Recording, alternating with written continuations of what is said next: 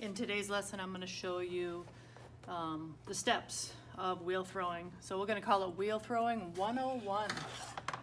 When I get on the wheel, I'm going to make sure I have my bucket of water, a sponge, a wood modeling tool, a rib, a needle tool, and a fettling knife. And I want to keep my tools separate from my water. I don't want to be dumping the tools in the bucket because sometimes they get lost in there, and then we'll reach into the sink and kind of stick our hands with the needling tool, and so that's not a good thing. So first thing I'm going to do, get my ball of clay. I have wedged it, and now I'm going to make a nice round ball. I'm going to take a little bit of moisture, put it in the center, and get that to stick. Sometimes I like to take a little bit of clay, stick it down the side, just to make sure that's really stuck to the wheel head. I'm then going to turn my wheel on and get it to a speed that I am comfortable with. Once I get it to speed that I'm comfortable with and I want to work with it, I'm going to take my foot off the gas pedal so that I can lean on my legs and not worry about pressing down the gas and making it go faster. So my hands are damp, my elbows are on my knees, my left hand straight up and down, my right hand straight up and down. If it starts to slide off, you just push it back down again, sticks to the bat. I'm using this part of my hand right here. Okay, lots of pressure on the pinky and the forefinger. So I'm squishing the clay inward, which is allowing the clay to come upward. Then I go to force the clay back down again. And what I'm actually trying to do is it's called coning, which is going upward and then trying to push it back down to center. So I'm coning it upward, elbows are on my knees, on my thighs, and then I force it back down again. What this is also doing is compressing the clay, forcing out any air bubbles that could be in there. Okay, and it's centering the clay on the wheel.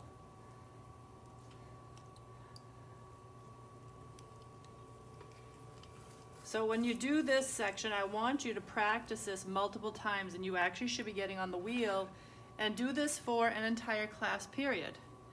And you practice, because practice will make perfect or close to perfect. Okay, so we cone.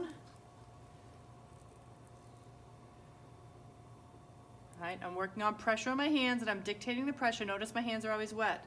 Then I force it back down again. And I call this kind of making it into the mushroom. Okay, I can start to feel a little bit of clay here, so I do like to take my hand and get rid of that clay. The reason why I don't want that building up is it potentially can throw the piece off center because my hands start wobbling. So that's what I want you to practice on the first day. Okay, day one, coning and centering. So then you come back in on day two. You practice your coning and centering until you get it to this point. So it's a mushroom. If I take my hand and it's damp and I rest it over the top, notice my fingers are not wobbling. The clay is perfectly going around. In between steps, I want you to take your time, take your sponge, and wipe up around your space. Do not let your space get too dirty. If your space gets too dirty, it is going to take you much longer at the end of the class to clean up.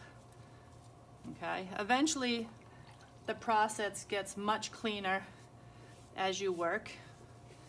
Okay, not everybody will always be messy the whole time that they work. All right, my next step, rinse my hands again. With the bottom of my right hand, just want to flatten the top ever so slightly. It's just a little, I'm just trying to get it flattened. The next step I want to do is I want you to point your right finger towards the wall. Take your left finger, put it on top, and kind of have your thumbs touch somewhere. This is a tool. I'm making a triangle, I'm making a heart, all right? Right finger's on the bottom because I'm a righty, left finger on top, and now I'm leaning on my knees again. What I want you to do is start from the side, ever so gently That finger's swirling to the center, and all of a sudden I'm gonna feel that spiral right under my fingerprint area. All right, what I wanna do now, notice my hands are steady. I'm now gonna force the clay down to the center and stop when I'm about 1/4 inch to the bottom. I'm gonna put a little bit of water in there. Remember, everything has to stay, have some liquid on it so it can spin around and not stick to your fingers. So I went down and in. So I flattened, I went to the center, and I went down. Now I'm gonna open. Notice my finger will be like a hook. So I had it like here, and then I'm hooking, and I'm gonna pull straight to my belly button. So my finger's in the center, and I'm pulling to my belly button until it's open about 2 inches. Then I'm take my sponge, squeeze it out, compress the center of the vessel. And what that's gonna do is gonna give it a nice flat bottom. All right, so what have we done so far? Day 1, we coned, we centered. Day 2, we practiced flattening the top, finding center, going down, opening up. So this would be day 3. I'm working on throwing the walls. Throwing the walls is creating vertical height. A few minutes ago I had this, I'm on my knees, I had my fingers pointing to the wall, my thumbs touching. I'm gonna do the same thing, but I'm gonna split the fingers and bring out a second. So I have 2 on each side, sometimes 3 on each side, but notice my thumbs are still touching. All right, I'm gonna be working on the right side. Think about your right knee, think about 3 o'clock on the wall clock. You're gonna stay on the right side. Okay, I've got a couple fingers going here. The outside is where my pressure comes. I'm kind of using here. I'm putting pressure on the outside fingers. The inside is just holding the clay. I'm coming up. Inside comes over first. Outside comes over second. And then I flatten the bottom down a little bit. Do it again. You're gonna do this about 7 times. Outside pressure. Left side is gonna come over first. Get a little ring of clay that's gonna pop off, and then smooth down here. All right, now I also like to use a sponge a lot. The reason why I like the sponge is I keep my hand in there and I'm squeezing the sponge and the water will trickle down my fingers. And I can also take the sponge and press it up against the clay. So again, I have outside pressure. My inside hand is just guiding the clay.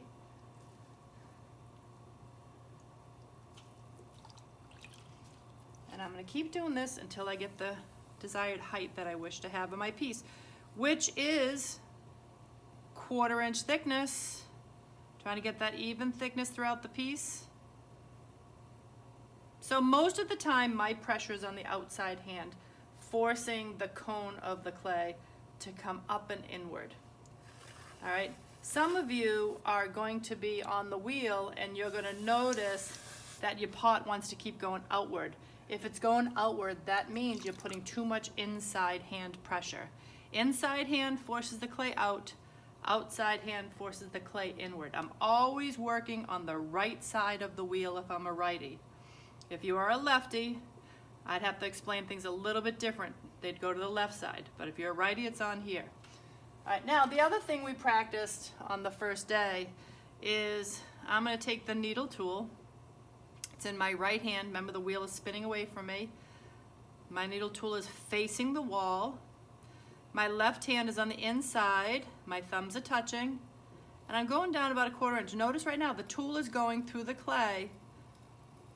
And now I take my finger on the inside, and when it touches, I lift it up. I'm not going to try to grab the clay as it's spinning because it could rip my pot. Now to get that speed back up to where I had it again. And clean off my rim. I've got a nice smooth rim. Okay, so what I'm doing here is I'm constantly working on the walls of my clay. Right now I'm pushing a little bit of inside and outside pressure because I'm trying to get to a finishing point with this piece. 1/4 inch thick all the way. Notice when I come over the top, come over really slow, and then I lift off the top slow. That is where a lot of students are going to throw the piece off center. All right, I am going to show you what it's going to look like if I were to chop this in half.